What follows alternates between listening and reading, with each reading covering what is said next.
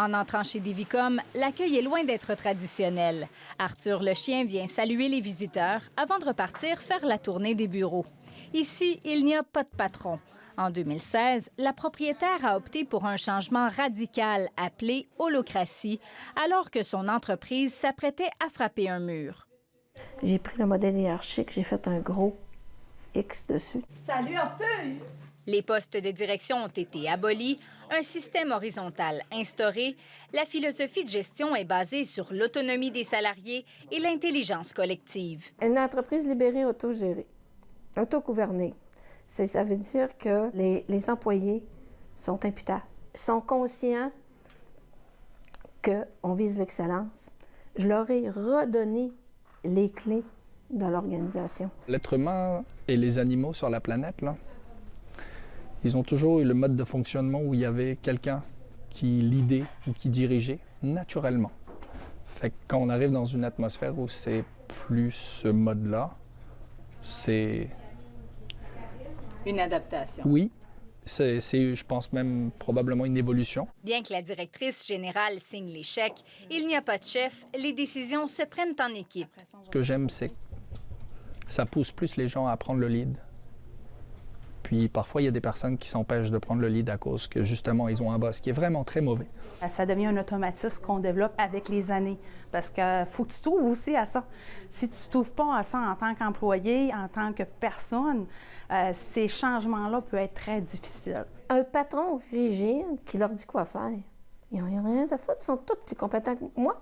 Je les ai embauchés parce qu'ils étaient compétents. On partage le pouvoir à tout le monde, puis les profits qu'il va avoir vont être partagés aussi avec tout le monde.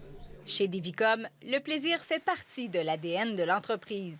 On est tous des gens aimables. On adore tout le monde. On a des animaux, on a l'animal, on a beaucoup de bonbons. On engraisse, malheureusement. Mais bon, on se... Mais vous êtes heureux. C'est ça, on est heureux. Des aires de détente incluant un gymnase, des consoles de jeux vidéo et une cuisine complète ont été aménagées pour assurer le bien-être. Les employés sont maîtres de leur horaire, les congés sont presque illimités. Quand tu embauches un employé, il faut que tu en embauches un et demi pour donner la flexibilité. Les résultats sont au rendez-vous. Bonheur rime avec performance. Cette année, on prévoit avoir 75 % d'augmentation de chiffre d'affaires. Alors que le secteur des technologies de l'information s'arrache les travailleurs, les piles de curriculum vitae s'accumulent sur le bureau de France Lavoie. Elle a recruté 50 employés issus de 8 nationalités depuis 2 ans et pense doubler ce nombre pour atteindre 150 salariés d'ici la fin 2019. Ça ne dépend pas du gouvernement, le défi de main-d'œuvre. Ça ne relève pas du gouvernement. Ça relève de chaque employeur. Est-ce que tu irais travailler pour un employeur qui n'est pas vraiment séduisant, qui n'est pas attractif? La réponse sur les milléniaux, c'est non.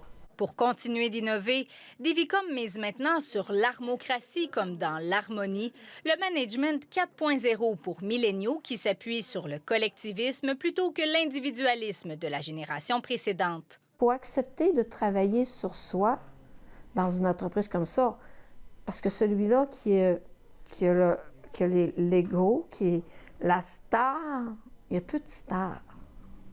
On est stars ensemble. Tous ensemble. Fait qu'on travaille vers l'unité. C'est super. Ici Priscilla Plamondon-Lalancette, Radio-Canada, Saguenay.